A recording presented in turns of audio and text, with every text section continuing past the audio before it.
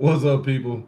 Thank you for showing up, and I apologize for being late, but I had a couple of um, technical difficulties, and yes, I am doing a little bit of traveling. So bear with me on this. Don't be afraid to hit that Cash App, Venmo, or Google Wallet.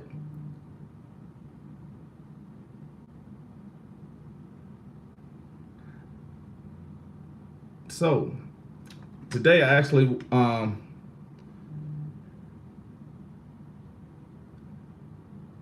was that? I could actually, I'm trying to find the damn thing, but it's not pulling up like it's supposed to.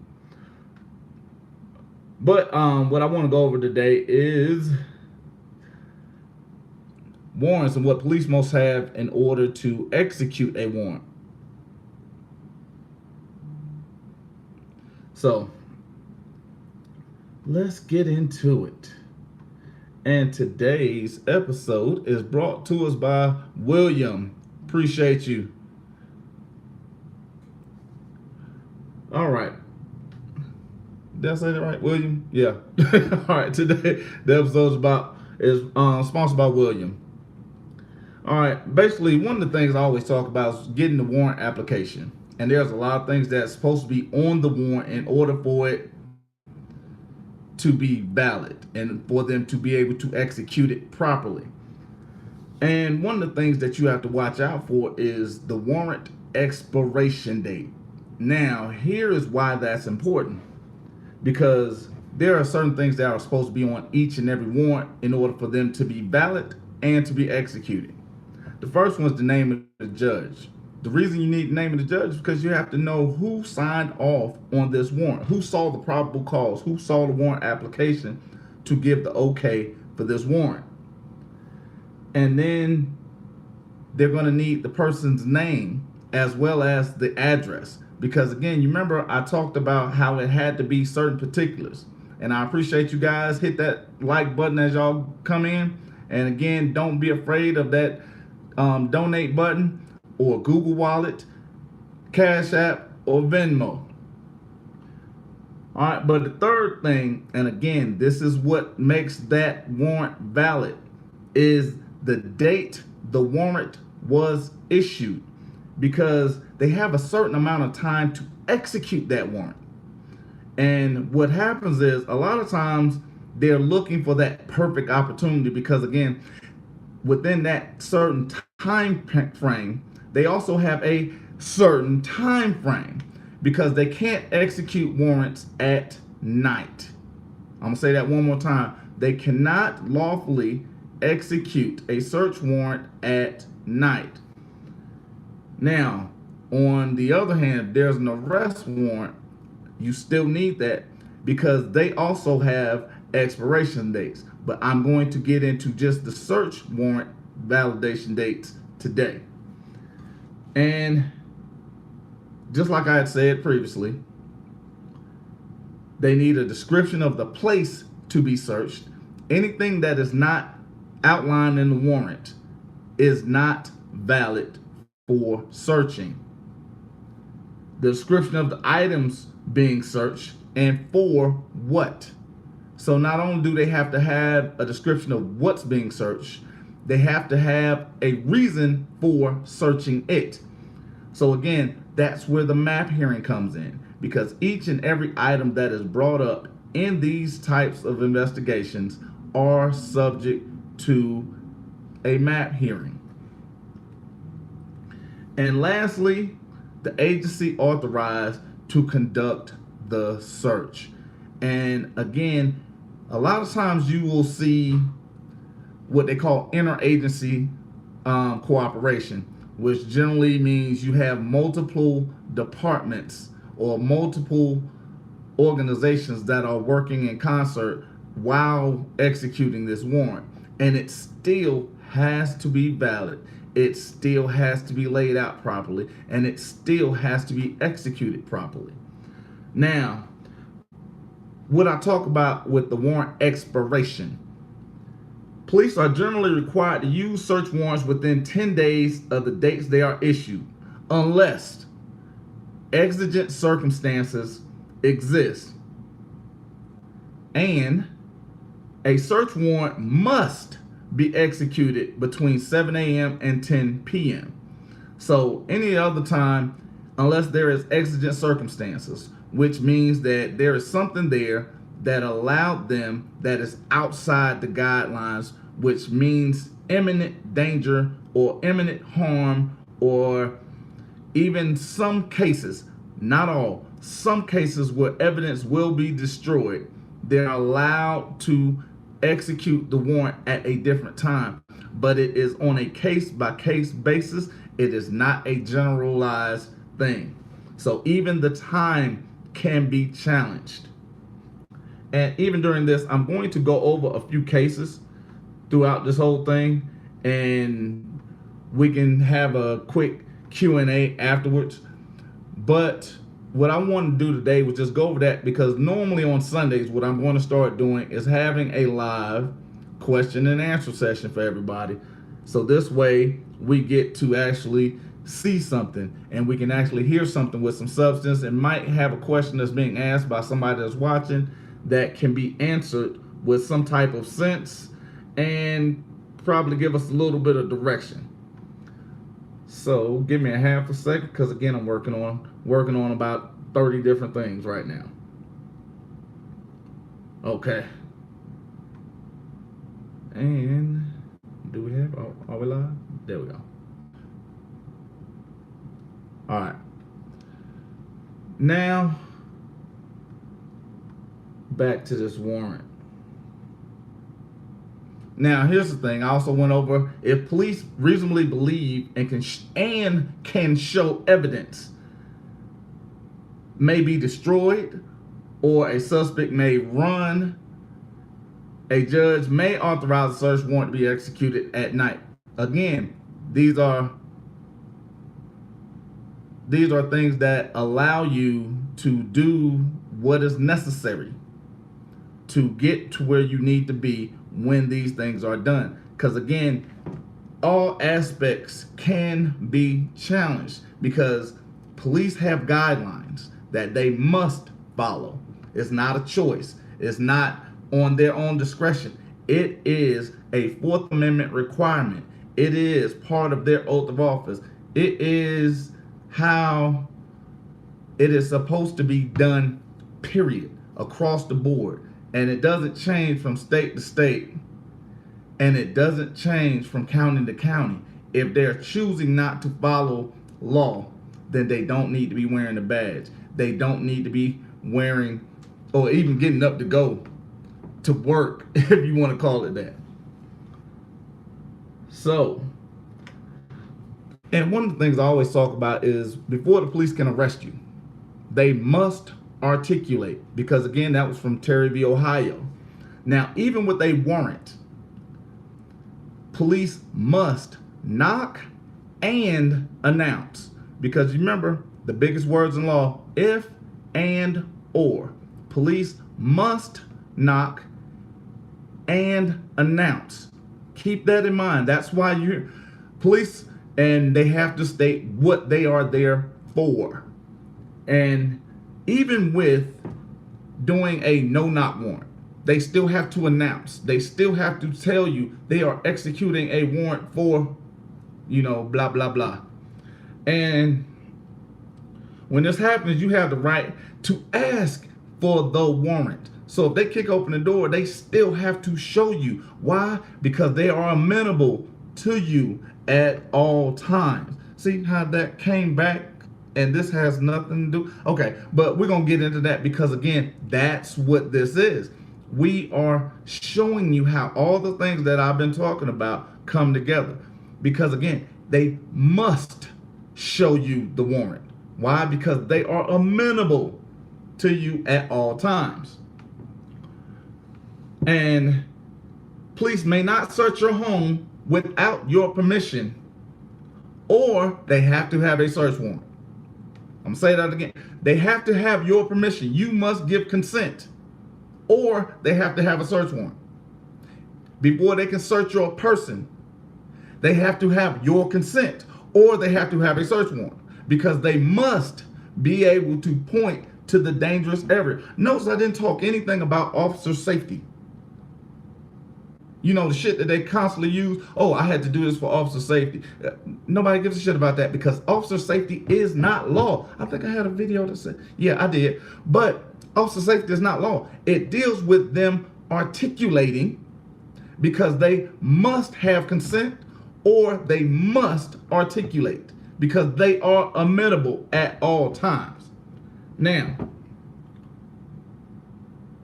and just like I went over those 5, the name of the judge, your name and address, the date the warrant was issued, the description of the place to be searched, description of the items to be searched, and for what, and the agency authorized the consent for the search. If the search warrant is missing any of these requirements, it is not valid. I'm saying that if it's missing any of those, it is not valid.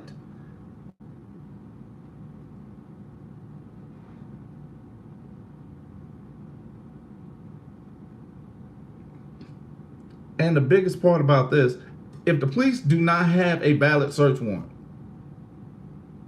they do not have authority to come into your house without your consent. Why? Because that is law. That is what they hold that they're going to uphold. Law. They are law enforcement, not policy enforcement, not code enforcement, not statute enforcement. They are law enforcement. So if they are not following law, the actions that they do are not valid. Because you remember me saying a lot of times, said it over 100 probably, a illegal act cannot precede a legal act. So if they do something illegal in the beginning, everything that follows is not valid.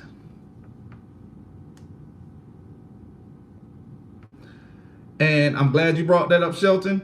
The good faith exception only applies when they first have probable cause. Remember that. The warrant itself, if it's missing any component, the warrant and the execution of the invalid warrant is the illegal act. Anything following that, because the good faith exception falls under exigent circumstances.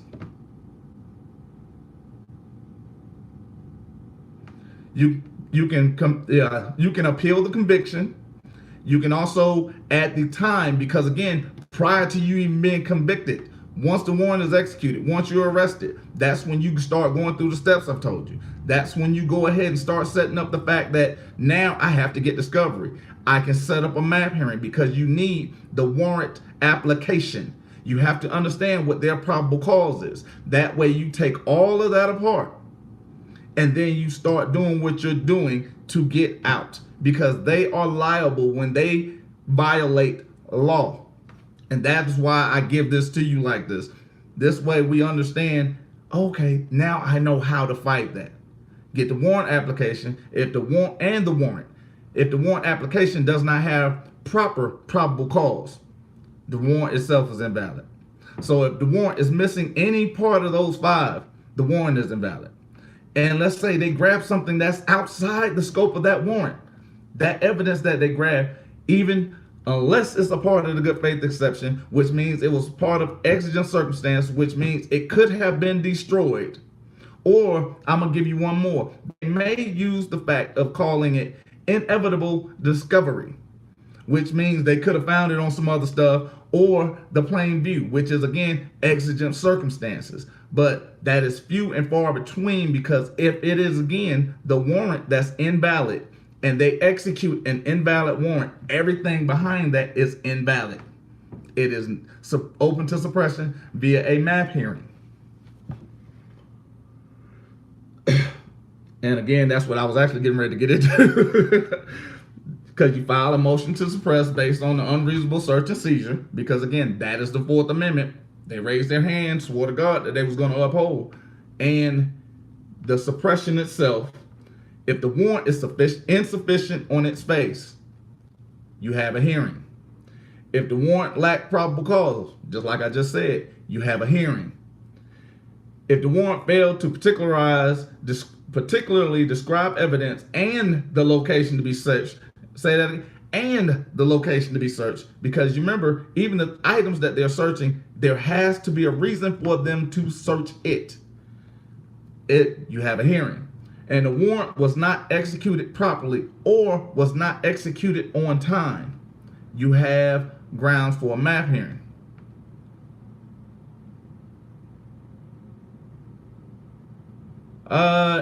We'll go over that again, William, because depends on the warrant itself. Again, we'll go into that. You and I can have that conversation later on. We'll have it after the game.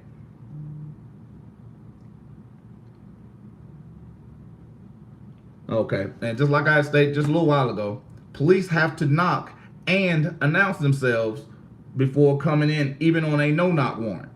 Right, which means they can just bust open the door and run in. They still have to announce police executing a warrant. They have to do that. Not a choice.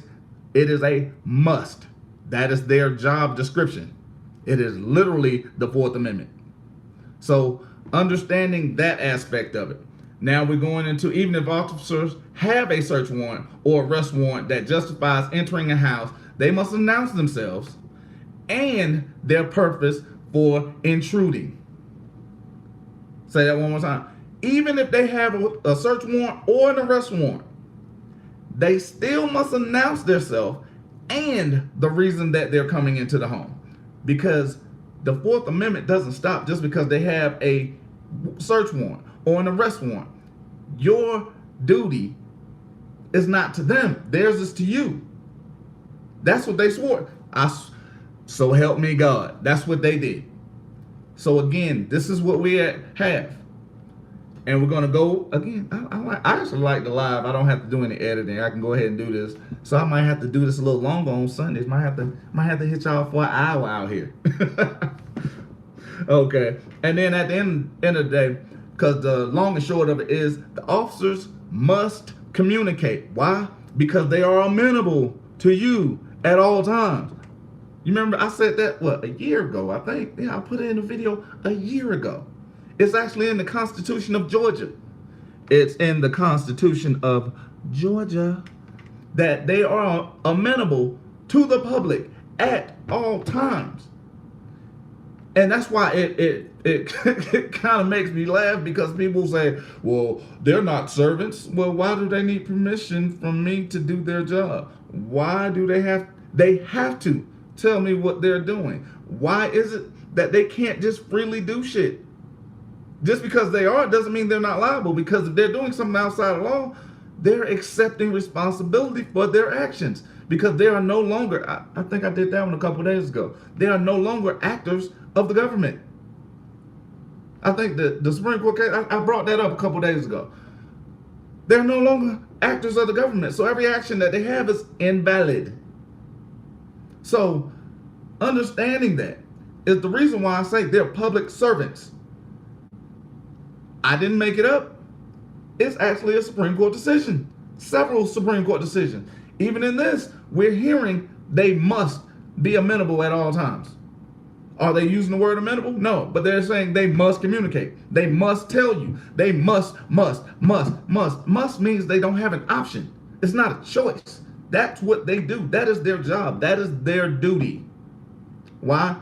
To serving the public. And when they choose not to do their duty, they are accepting liability. Now, do I think we need to sue every police officer that does something stupid? I'm going to let you choose that, because I will hold them accountable. But I will also, if you even look at my Facebook page, when one does something right, you have to give them praise for the ones that actually try to do the damn thing the right way. Because if I'm going to chastise you for being stupid and doing something stupid, I've got to also praise you. The problem is we don't see a whole lot of things to be praised. We see a whole bunch of stupidness, but we don't see the reasons to be praised. And that's one of the things that we have to come up, and we have to be more accountable. We have to be more vigilant about. Can you appeal if the case is more than 7? No, unless it's a murder. No application of warrant, blah, blah, blah. Yeah, no, 7 years is the statute of limitations on that. I can't even read the name on that. But yeah, because most of the stuff is going by kind of quick for me. Let me see if I can find that. Then no, yeah, it's more than 7 years. It's yeah, it'll be like murder, manslaughter, something that the statute of limitations is pretty much gone on that. But now let me go. Excuse me. Officers can't legally knock on a front door and yell, "Police, open up," while simultaneously battering the door in. Now, a lot of times we watch on TV because, again, this is part of the program in which they want you to believe they're doing the right thing, where they'll yell, "All right, police," and then at the same time they're just busting open the door. That is illegal. Now, the reason being is because even with a no-knock warrant, they have to have an announcement and they have to give you time to open the door. Why? Because you still are the one in charge. Anything outside of that is illegal. You remember I even put up a misapprehension of law by a police officer is deemed illegal. Again, I didn't make that up. This is actually a Supreme Court case. You guys have seen these cases. You've seen me put those up. You've also went back and researched them. And I know you have because a lot of you send me emails like, "Hey, hold on, dog." And then I have to point out some other stuff. But at the end of the day, and what's up? I can't pronounce your name, Double D. That's your new nickname, Double D. Hello, Double D. But again, we have to be more vigilant about that. Now, the requirement that a law enforcement officer wait a reasonable period of time between knock and announcement and barging into a home. The reason being is because a lot of people have children. You don't just want to hit the door and a child is near the door. You want to offer them, and I generally don't know now that is the one thing that it does not state. There is no knock, announce, time, hit the door. That there is none of that.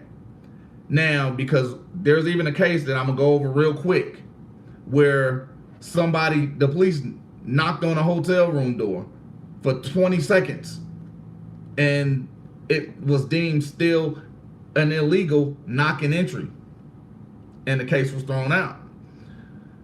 But there are also instances where, again, the exigent circumstances where they can knock, announce, go in. But you're talking about knock, announce. This is a no-knock warrant, which seems kind of odd because they still have to knock and announce. Boom, boom, police, boom. Now they're coming. And that element of surprise kind of leaves, and that's the only gray area, but it is only for a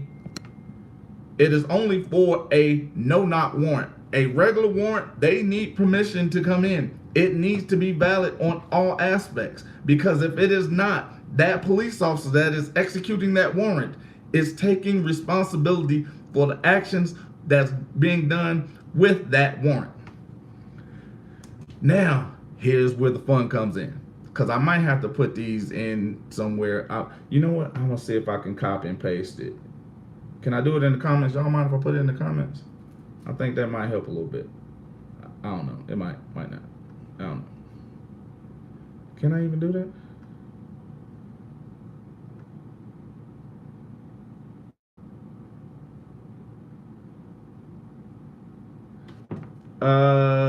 Zen. Okay, I'm gonna answer Zen's question real quick because I don't know what the hell I'm over here doing because I'm on both my laptop and my iPad. Maybe if I did it on my, I think you might can, but again, it depends because I know part of that incarceration will probably, Dexter, I think on certain things you get 1 year because that's the announcement. But on most things you have a statute of limitations of 7 because you have to Appreciate you. Dexter, the reason why you have the 1 year, because you have to notify the governor whenever you're suing the police officer. And it's generally codified, even if you're going into federal court.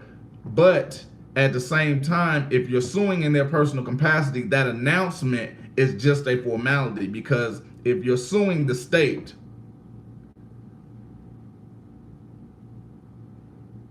again, yes and no, because it starts after the announcement. Because there's a start time in which there's an enactment on the wrong. Because again, just like you're seeing people getting exonerated through courts of appeal, they're getting paid 20 years after the fact. And it's 1 year after the close of a case. I'm gonna get back to you on that one, because I'm not 100% on that, and that's a great thing that you just brought up. I'm gonna make sure I'm telling you the right thing. But I know what you're talking about with the 1 year, but I think it's 1 year after the close of the case. Which again, because even when the year you're getting appealed and they find out you're exonerated and you sue the city or whatever, there's still notice to the governor. He still has 6 months to respond and try to sit down with you, blah, blah, blah, blah. But generally, that year is incorporated in that. It's just like wrongful death. Most wrongful deaths are a year. Some states, they allow 2. But it starts at the time the person died, which is why you need to file the absolute second it happens, because of the negligence and the acts. Because the first line of duty for an officer is the preservation of life. And if an officer takes a life during their duty, they are responsible. Exactly. That is, if they weren't found guilty, true. I appreciate that, Dex. You right on it, man. But yeah, I hope you're on the next one, because I'm gonna try to do it again, and that way I can probably have you Skype in and we can have a little bit of a discussion or something. Because I appreciate that, dude. You right on it. But I do, if you can, check and see if it's 1 year. Because I think it's 1 year after the close of the case, except, just like you said, if there was a plea. Because there's a plea, even an Alfred plea, I think you can't go back with 42-1983. But I'm not 100% on that one. I kind of sort of did, Jingy, but not really. I kind of glanced over it because I've been trying to get this one together, because I missed last Sunday because it was so damn windy outside. I wanted to do it outside. Y'all know I love my videos outside, but it was so windy here. So I didn't get a chance to get into it, because I actually want you on the show too. And we'll do that in a couple of Sundays. But I'm still trying to figure out how to get this damn thing posted, because I'm getting ready to do a Supreme Court case. So give me a half a second. Give me a half a second. Because everything but what I'm trying to pull up is pulling up. Anybody else got a question we can answer real quick so we don't have too much dead air? Anybody? Anybody?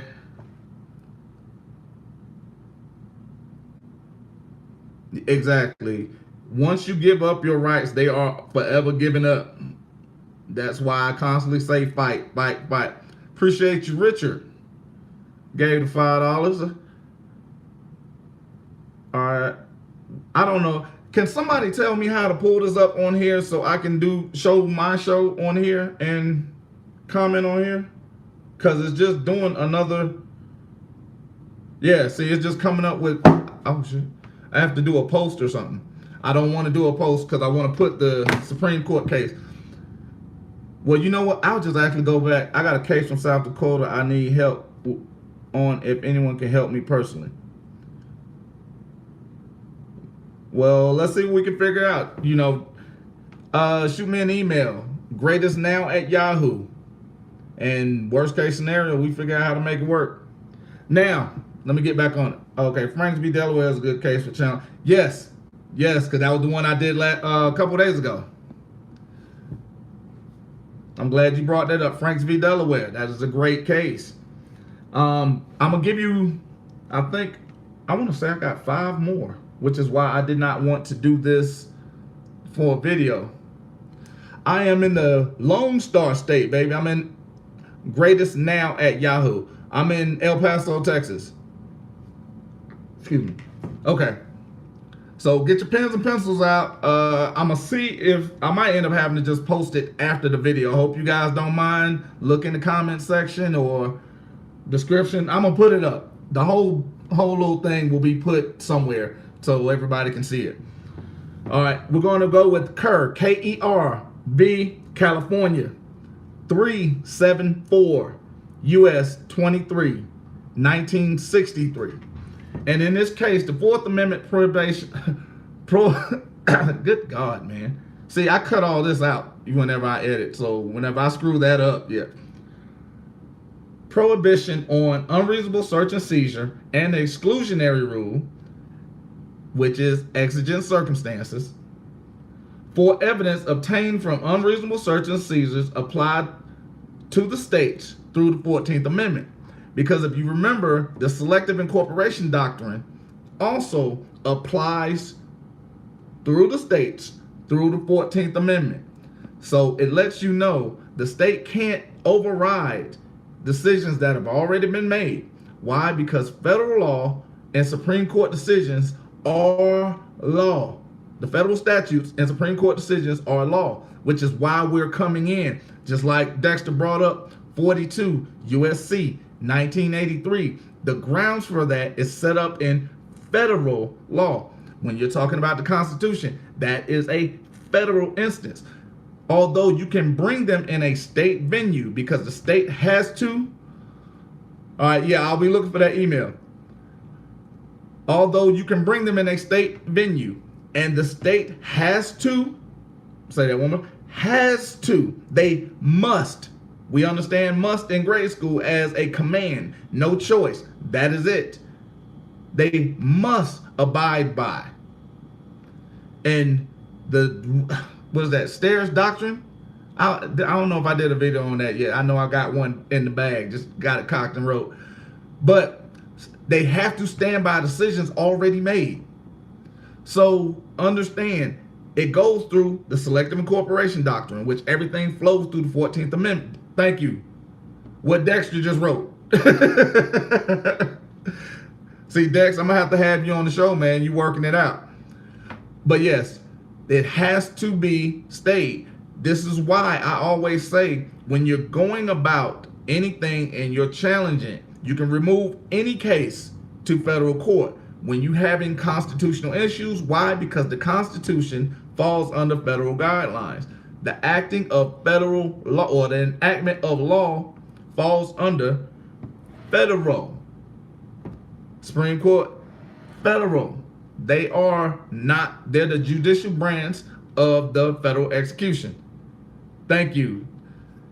Stare decisis. Stare decisis. That is probably not how you pronounce it. I'm pretty sure it's not. Country as hell, but okay, if a public defender didn't give this information you're sharing and convince the person. Okay, now understand, when you have a lawyer, even if it's a public defender, notice what's first on that. He's a defender for the public, which means he works for you. She works for you. They have to do what their employer tells them to do. And I'll get more into how to have that directed and how to do what you need to do with them. But understand, they are your employee. But nobody cares more about you than you. Which is why I did my thing and Alicia did his thing in our racketeering case. Because no one cared more about me than me.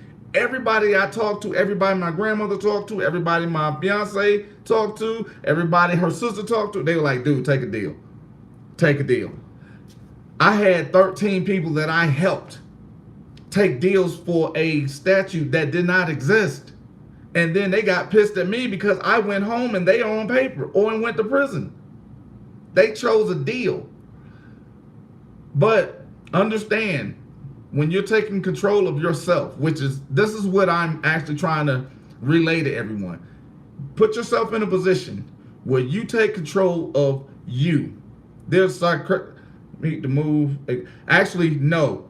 I'm gonna shoot you that video that I did on that, because you don't have to have anything other than an injury or a actual stance on a federal guideline, because a civil rights violation is a civil rights violation because they don't have probable cause to stop you, or they have an insufficient warrant.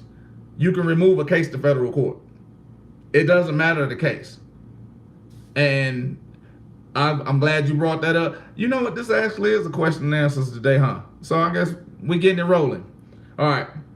But Kerr v. California, 374 U.S. 23, 1963. The Fourth Amendment's prohibition on unreasonable search and seizures and the exclusionary rules, which again is exigent circumstances, for evidence obtained from unreasonable search and seizures apply to the state through the 14th Amendment, which trigger a MAP hearing, which is originated through MAP v. Ohio. Now, I'm going to give you the federal rules of criminal procedure. Rule 41C provides inter alia, excuse me, God damn it, can't even read. All this sunlight around here. I keep losing connection, bro. Gotta read. Hey, I'm gonna still be here because it's gonna be uploaded, so you can go back and rewatch it. All right, Federal Rules of Criminal Procedure, Rule 41C, inter alia, that the warrant shall command its execution in the daytime, unless the magistrate for reasonable cause shown, because remember, they have to have a reason. They have to show the probable cause, even in the reason for executing it outside the guidelines of a normal warrant, directs in the warrant that it shall be served at some other time. Federal Rules of Criminal Procedures, Rule 41C, provides the warrant shall command its execution in the daytime, 7 a.m., 10 p.m., because unless you here or in Vegas where it might scoot to midnight because it's always hot and light everywhere. And for a magistrate, unless a magistrate, for a reason that they have probable cause and proof for, they have to have a reason for. Even if they're searching certain, they have to have a reason.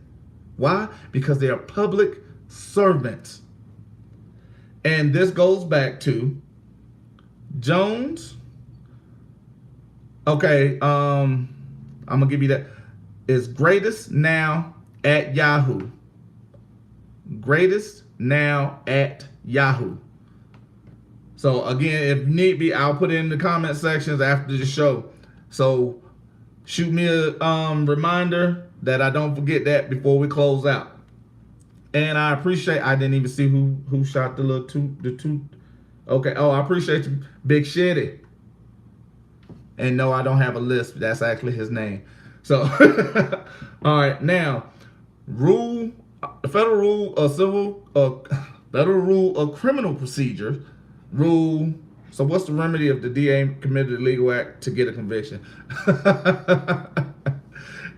Appreciate your eyes, can't trespass. Now, Zen, great question too. That is it. .com. Greatestnow at yahoo.com. Zen, it falls under prosecutorial misconduct. That then they also set themselves outside the scope of what is that? Harmful error. They set themselves outside the scope of harmful error.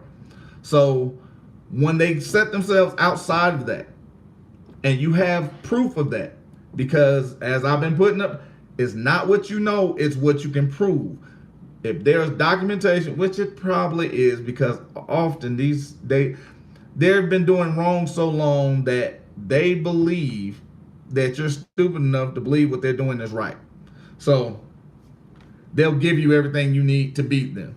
But do not file until you have everything it is you need to beat them. Because once you file, they do not have to turn anything over. And that's what I try to let everybody I know. I'm trying to donate. Where do we go without losing? Well, shit, try the Cash App. Either, I don't know exactly how it works, but you might have to have somebody else hit you to let you know. But yeah, Cash App works for me. Cash App, Venmo, Google Wallet. Those are 3 great ones. But the Supreme Court, so if, for example, happening to it, is it too late?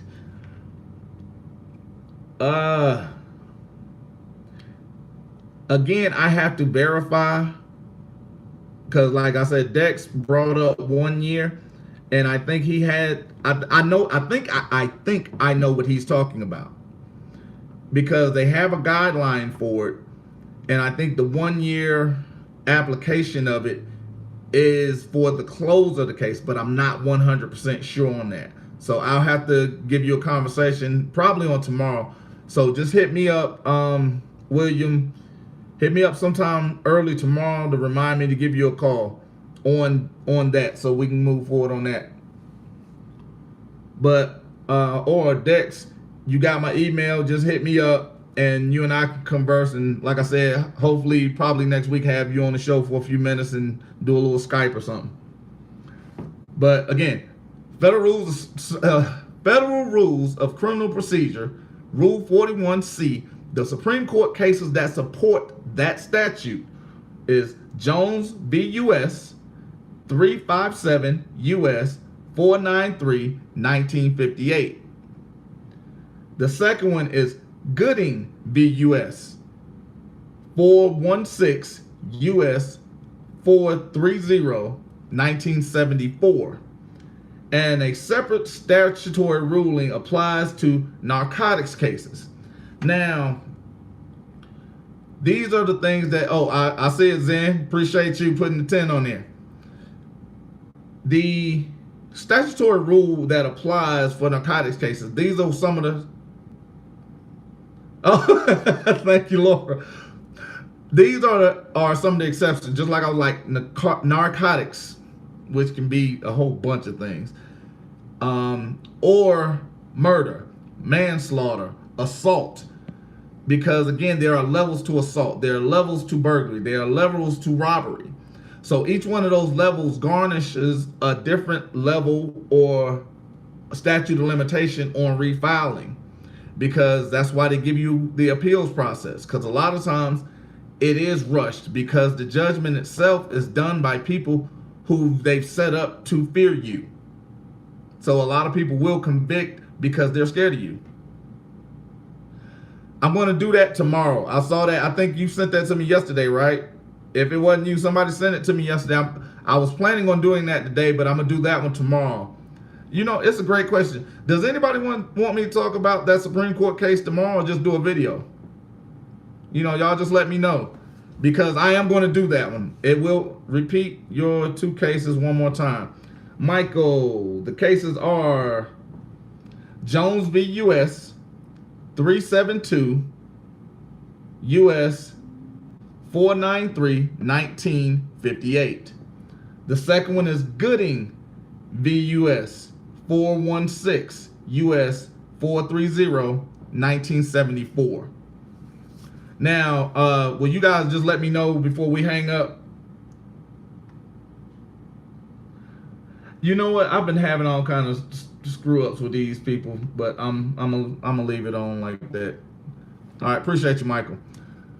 But yeah, just let me know on the one about the I think it's the retaliatory arrest, because I read through it yesterday because I can't remember who sent it to me. I thought it was I Just Can't Trespass, but somebody sent it to me on yesterday. I was planning on doing it today, but this came across that I had for a couple of days, and then I looked at the length of it, and as you can see, we're at 45 minutes now.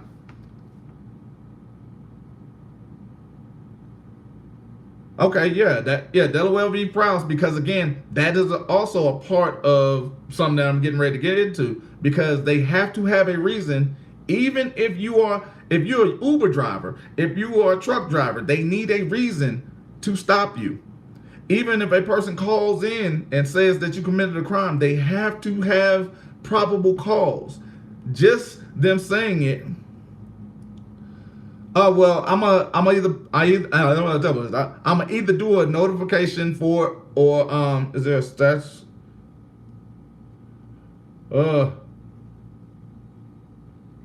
That I think is 7 years.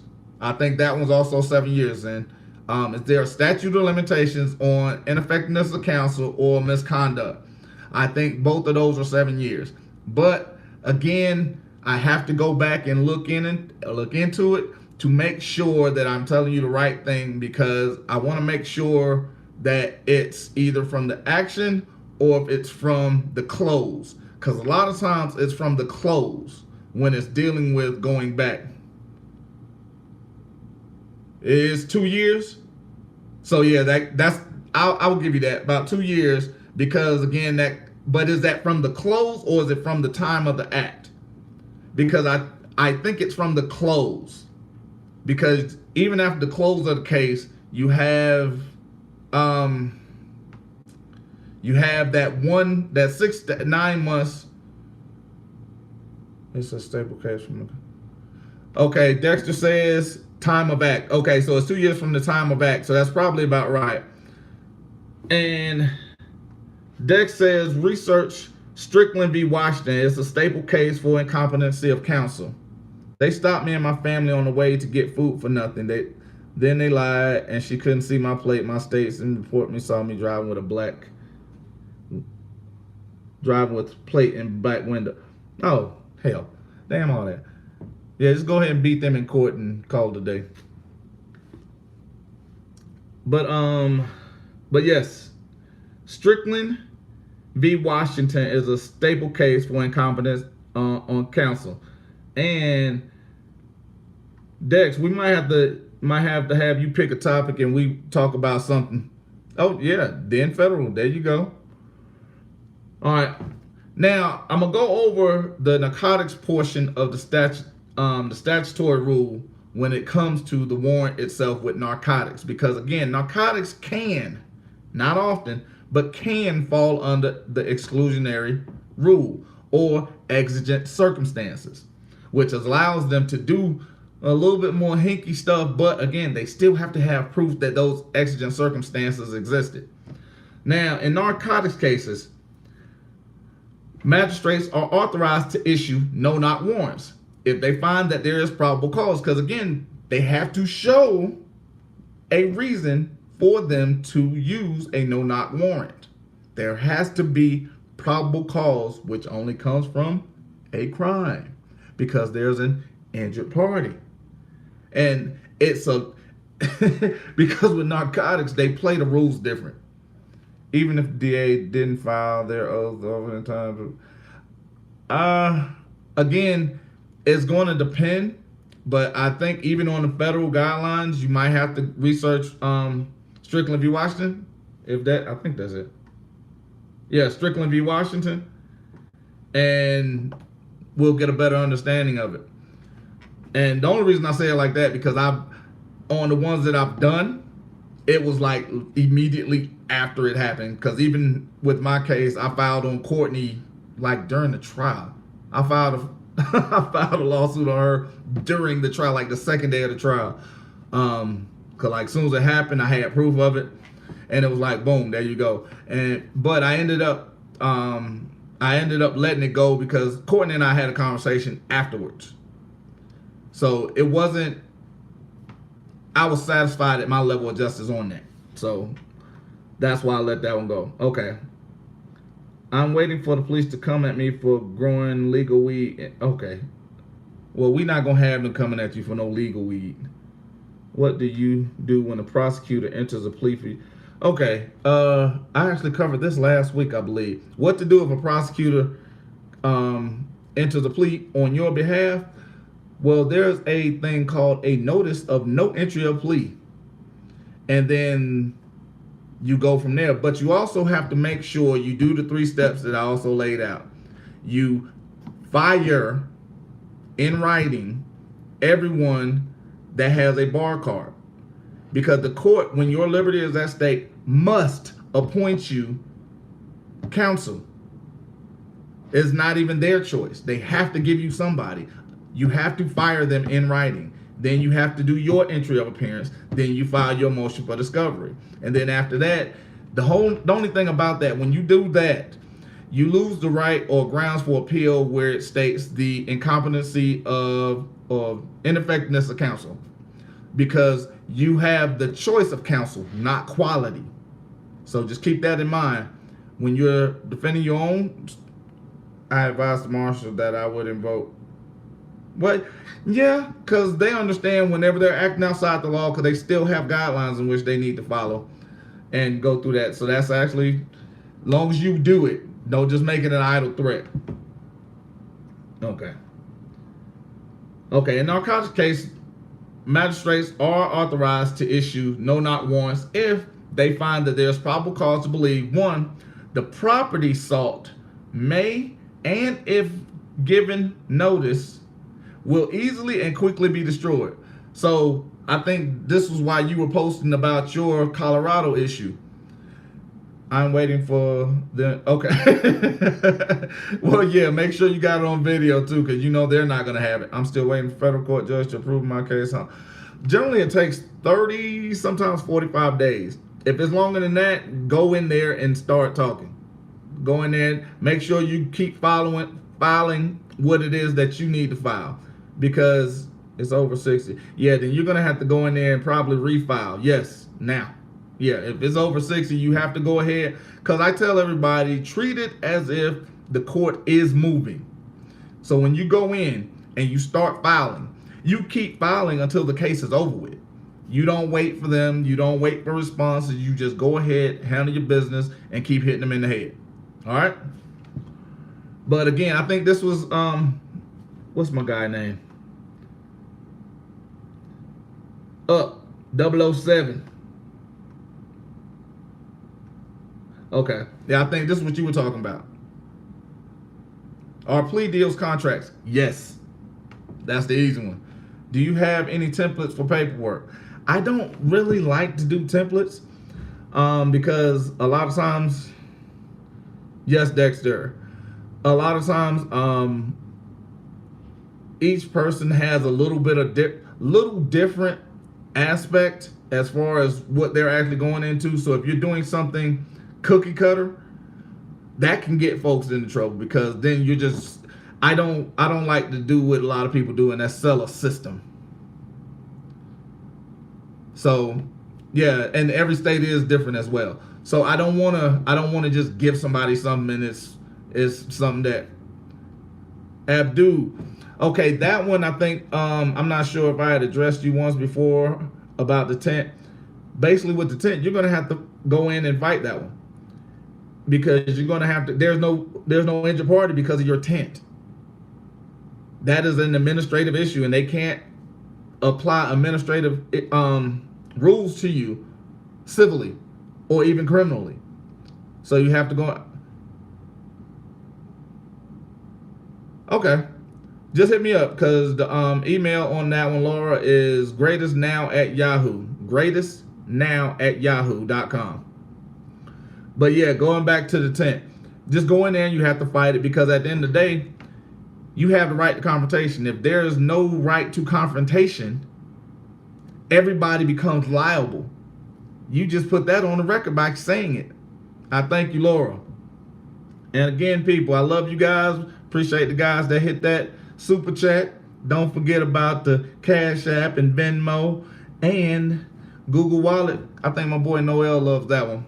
But like I said, the property sought may, and if given notice, may easily and quickly be destroyed. Now, I appreciate you, Laura. I love you back. The whole thing is that's an exigent circumstance. Okay. And the second part of that is giving notice will endanger the life or safety of the executing officer or another person.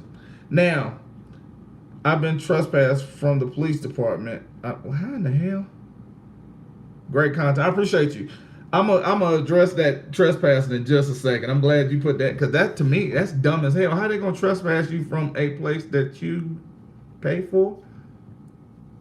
Okay. All right.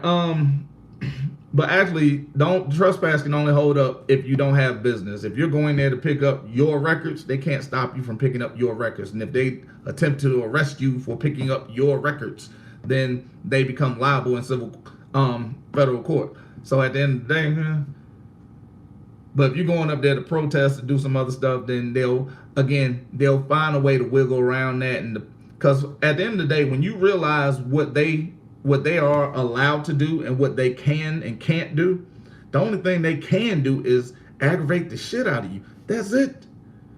They can annoy the shit out of you. And that's what they attempted to do with a lot of the people that was around me. They annoyed the shit out of us. Oh, well then that trespass is invalid as hell.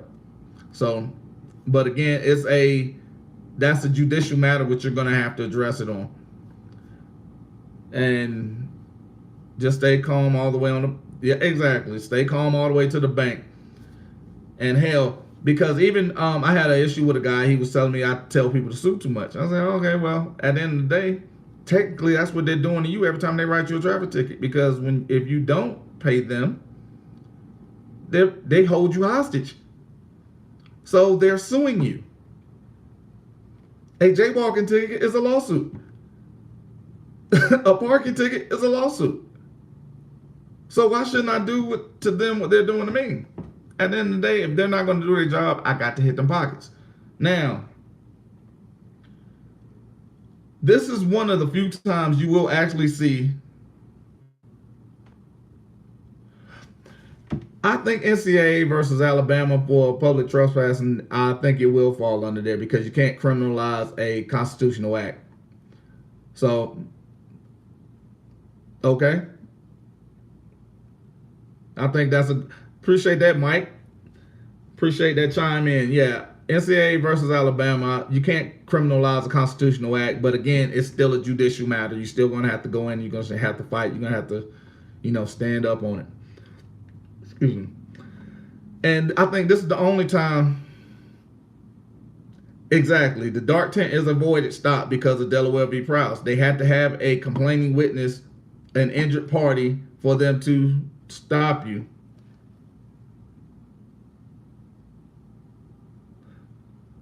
All right, and it take your greatestnow at yahoo.com. greatestnow at yahoo.com. I'm gonna give it out a couple more times because this is why I didn't want to edit this. We're at an hour. But anyway, but again, this is one of the few times that you're going to actually hear about a possible officer safety issue, but they don't use it as officer safety. They're using it as an exigent circumstance because they have to put in there the first line of an officer's duty is, hold on, okay. The first line of an officer's duty is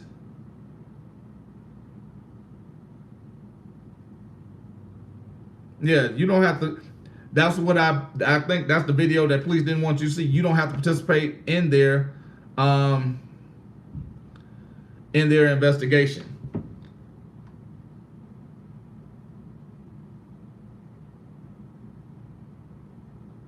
Actually, Dexter, no, it is not. Probable cause only comes from damage to person, property, or injury to person. That becomes a federal issue. A traffic infraction is not a crime because there is no complaining witness. You can't confront anybody for a dark tent. Nobody can complain for dark tent. Now, what I am going to say is that it can possibly obstruct your vision. So you may want to lessen the darkness of the tent. But no, a traffic infraction is not a crime. Those are all state level statutes, codes, and ordinances are safety issues.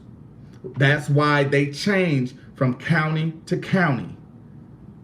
Statutes, codes, and ordinances are safety issues because, just to give you an example, here in El Paso, I can step out in the street. Cars have to stop, whether I'm at a crosswalk or a stoplight or not. In Georgia, you step your ass out in the street, you're getting ran the hell over. In New York, you step your ass out in the street, you're getting ran the hell over. And it is your fault. Here, it's a different issue. Why? Because the safety value of it is different.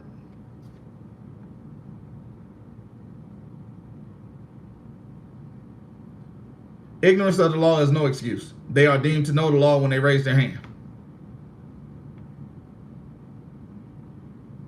Yeah, it's all this safety issues are just means of revenue, which is why they're done at officer discretion, because there is no crime. There is no enactment of law. Because I'm actually going to do a video which makes a statute, code, or ordinance a law, which is why you have different level of courts. And traffic court is non-existent. But again, we'll get into that later. But I just wanted to make sure that's clear. That's why I've been doing the videos. I put up at least 10 videos that go into that. Because Delaware v. Prowse covers traffic. They can't stop your locomotion without probable cause. Probable cause only comes from damage to person or damage to property. Everything else is a safety issue, because even dark tent is a safety issue, not a crime, because you can have the darkest tent ever here in El Paso. Like, you can have limousine tent on your front goddamn window. It is the stupidest thing I've ever seen in my life, but it's what's illegal here, or what's legal here, is illegal in Georgia. So crimes do not change from state to state. Statutes, codes, and ordinances do. Convicted felons, if you are still on paper, then yes, you have no rights. If you are still on paper as a convicted felon, once you are off paper, your rights are restored. Now, I'm going to go over a couple more cases, and then I'm going to end with 21 USC 879B. And that's the second part of giving notice will endanger the life or safety of the executing officer or another person, which is also one of the reasons why they have to announce, then come in, then explain. There has to be a time frame or a breakage in that, because again, everything they're doing, they need permission for. Everything they do, they have to be amenable for at all times. Now, this case, I'm going to screw this name up. So again, this is definitely something that's going into the, what do you call that? I'm going to put it in the comments. I'm going to put it some damn where. But it's Jabara v. Illinois, 444 U.S. 85, 1979. And the spelling of that is YBARRA versus Illinois, 444 U.S. 85, 1979. You can dismiss a judge, but you have to have grounds to do it. Which, again, a lot of times I just go ahead and remove the federal court. I don't even waste time in state courts.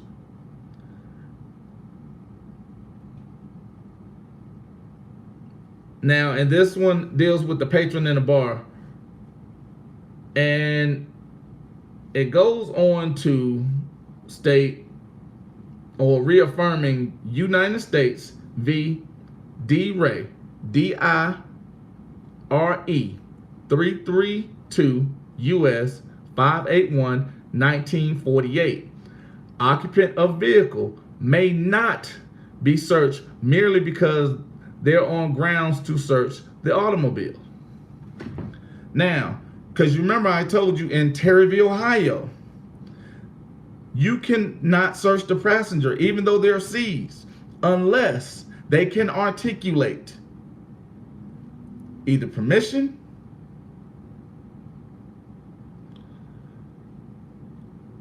I am not familiar with Mississippi statutes, codes, and ordinances. Only law.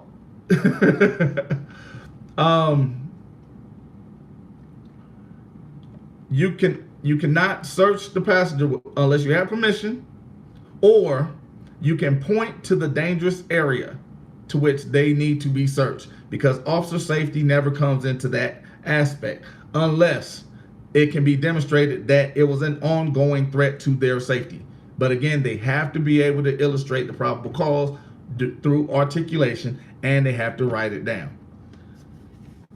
And that's done with Ybarra, Ybarra, v. Illinois, 444 U.S. 85 1979, and United States v. DIRE 332 U.S. 51 1948. Now, Maryland v. Pringle, I think we've discussed it, not really gone into depth on it. 540 U.S. 366 2003. Distinguishing Yarborough on a basis that passengers in the car often have common enterprise, and noting that the tip in DRA implicated only the driver. Now, understand, they still have to have probable cause, not only for the driver, which means they had a reason to stop the driver, the vehicle, the conveyance, whatever you want to call it. Everyone in there is seized, but they still need probable cause, because just like I spoke about on the podcast, they love to say, okay, well, everybody is going to get it unless you tell me who did. No, you have to have proximity. You have to have probable cause on that person. And probable cause only comes from a damage to person or damage to property. And they have to have proof of that. So now, with that being said, I've got a bunch of cases that I had open. And my computer has crashed. But that's okay, because we always got to do it. We'll get another chance to do it. Now, before we wrap up today, again, greatestnow@yahoo.com. For anybody that needs to shoot me over an email or want to just say hello, greatestnow@yahoo.com. Thank you again for everybody that hit the super chat. Remember, Cash App is my friend. Venmo, Google Wallet, love them all. So if you want to donate, those are great ways to do it. Any show suggestions that you want to have, even if you want to be on the show and we can have a couple questions answered. What I'm going to try to do on Sundays is to have a question and answer session where you can kind of chime in, we can answer them, maybe have a guest or two. And Laura, that's the most beautiful thing, is knowledge is power when it's applied. And I want to make sure I'm giving you guys, when you're asking these questions, I want to not just spew out something. I want to make sure I'm giving you substance. I want to make sure I'm giving you the right thing, because this whole point is to arm you in a means of being able to defend yourself, defend what you're working for, and be able to operate as you are meant to. So on that note, greatestnow@yahoo, Cash App, Google Wallet, and Venmo. And I'm going to post these in the comment section. Not the comment section. Well, probably in the comment section. And I'll probably do it individually. I appreciate you. And hit me up, 007, and we'll discuss your stuff. So if